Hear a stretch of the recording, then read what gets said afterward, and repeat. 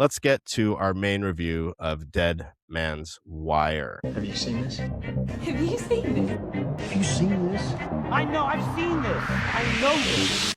So, Adrian, let's get this kicked off the right way with you giving us a description from Letterboxd for this movie. What does it say? Yes, sir. Directed by Gus Van Sant. His revolution was televised. In 1977, former real estate developer Tony Kuritis, Kuritis puts a dead man switch on himself and the mortgage banker who did him wrong, demanding $5 million and a personal apology. I love that last part. He demanded an apology. It's so good. Had you guys heard of this story? Because this took place in, what'd you say, 1977, right? 77, yeah. You'd never heard of it, Adrian? You're shaking your head no, Erica? Not at all. Yeah, but I think it was more of just like I knew about it. I didn't really know like the logistics of it. I think it was more so, you know how like they have those like around the new year they have like, oh, through the decades, and they kind of Sure. like show you stuff. I think it was maybe on like one of those that like it Yeah. was mentioned, and I was like, oh, what the heck? But like Yeah. didn't really know the story. So I didn't really know anything going into this. Hadn't seen any trailers either. Oh, cool. So you didn't know yeah. what you're getting into outside No, of I like had me no saying idea. check it out. Oh, cool, Mhm. cool, cool. Yeah, so I saw this out at TIFF, and it was probably top 5 movie out of TIFF that I saw out of like, what was it, like 23 movies I saw. And I was like, I can't wait till it goes wide so we can talk about it. So with that, Adrian, you kick us off here. What were your thoughts, without spoilers, on Dead Man's Wire? It was so good. So good. Yeah. I really enjoyed it. We went to watch it at the theater. Cool. Just watched it, a couple hours ago. It was a lot of fun. I didn't feel like it was too long. I felt like it was just right. I think it was like an hour, 45 minutes, something around there. But it was like spot on. Yeah, good timing. The pacing was perfect. It shot right into it and kept it going the whole time. Like no fluff, no nothing. Just let's go. Yeah. I appreciated it's not a spoiler. At the end, they show the actual real people compared to what was in the actors in the movie. And let me tell you, they don't look anything like Right. what they're supposed to. But the acting and the casting was on point. Yeah. For Like sure. they don't look anything like the real people, but the way this was portrayed was amazing. I loved it. Mhm. Love it. Love to hear that. Love to hear that. Erica, what'd you think? Yeah, I'm in the same boat. I loved Cool. it. And you want to know this is going to be controversial, especially to you, Michael. This was the exact pacing that I wanted one battle after another to be. Oh, interesting. Okay. Yes. Like if this was like the pace, the timing, the go do, we're gonna move, we're gonna get through the story. I think I would have liked one battle after another a lot more. I think that's why I enjoyed this movie so much. I already said it at the beginning. I love a Skarsgård brother, and this proves it. Like Yeah. a very talented acting family, like good for them. I think this is one of his best performances, to be For honest. sure. And then I was like, for the longest time, because like I said, I didn't see any trailers or anything. Wait. Before you go, I Okay. feel like I know exactly where you're gonna go because I was in the movie and I was like, this guy looks familiar. This guy I looks was like, familiar. where is his mullet? Like, who is this guy? You're talking The about entire Carrie time. Ells being in this movie, right? Yes. Yes, absolutely. Yeah. Absolutely.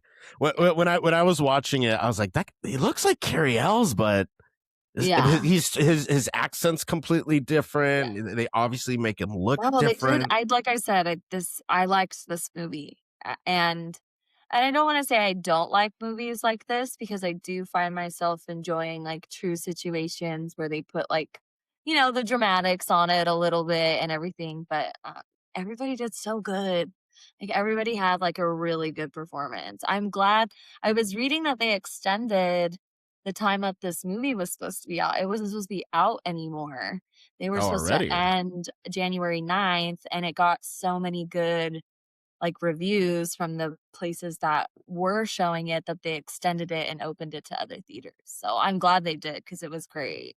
For sure. And just, we're talking about the cast here. Just to mention a few names, we already said Bill Skarsgård, Darcy Montgomery, Carrie Ells, Al Pacino, Coleman Domingo, Mahala, Kelly Lynch. Like, just such a I think we're cast. thinking about this wrong person. I think you and I were thinking about a different person. I was Oh, thinking about really? Dars.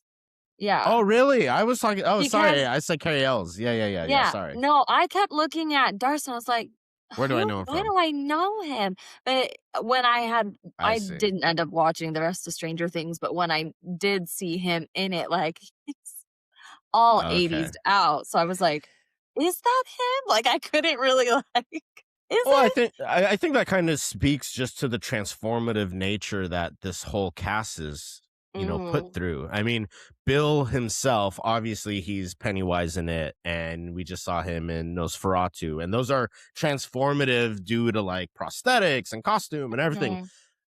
But to your point, saying this might be, his best role, I think it's because he's transformative even without all that. Like Mhm. he's totally this guy, and his mannerisms are so incredible. He's in another horror film where like him and a gal like book the same Airbnb at the same time or something.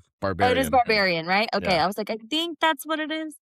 But yeah, I mean, I he does well in that, but I really Yeah, liked this one. I really liked it for him specifically. I thought he just did a great job because those absolutely. Skarsgård brothers are killing it, dude. They are. I mean, that's like the ultimate Nepo family, right? I mean, Yeah. all from Papa Skarsgård to all the Mhm. boys, like Yeah, and everyone like talk crushes it. about a very talented man as well, he's just 100%. I too enjoyed it, but I think one thing that we haven't even really touched on is, what's driving this character who Bill plays. What was his name? Tony, right? I think his name is. yeah, Yeah. Tony. Yeah. What's pushing Tony to such lengths and such extremes? And I think my guest today will, summarize it really well of what's going on back in the 70s, back in 1992 when he was doing this interview, and that is Tupac doing an interview for MTV News. He's our special guest today. So let me bring him on so then he can highlight what drove Tony to take such desperate measures. We've been slighted and we want ours. And I don't mean by like hours, 40 acres in the mule, because we're past that. But we need help. I mean, for us to be on our own 2 feet, us meaning youth or us meaning black people, whatever you want to take it for us to be on our own 2 feet, we do need help because we have been here. We have been a good friend. If you want to make it a relationship type thing, we have been there and now we deserve our payback. It's like you got a friend that you don't never look out for. You dressed up in jewels. Now America's got jewels and they paid and everything and they lending money to everybody except us. And it's like, everybody need a little help on their way to being, self-reliant, There it is. Everybody needs a little help, and Tony needed a little help, and he thought he could go to the banks, and he felt slighted by what happened. Wait a minute. He felt slighted or he was slighted? He felt slighted because he was slighted, and I think a lot of people in the 70s when this takes place, the 90s when Pac was talking, and even today with everything going on, the systems in place are fucking us, and it's not a surprise that it's probably designed that way, right? So I think back to just Skarsgård's performance, he has such charm and charisma, which makes quote unquote a criminal likable. We were talking about Marty Supreme and Timothy Chalamet, a performance and character you guys had a hard time with, and it's because he's not really redeemable. You know what I Yeah. mean?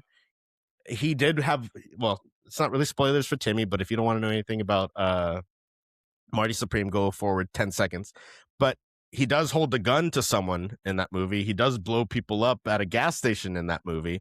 But here, Tony is terrorizing this guy throughout the whole movie with a gun to the back of his head, right? And that's pretty much the premise of this movie.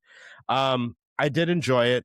Let's go to our Commodus scale just so then we can go to spoilers and talk a bit freely.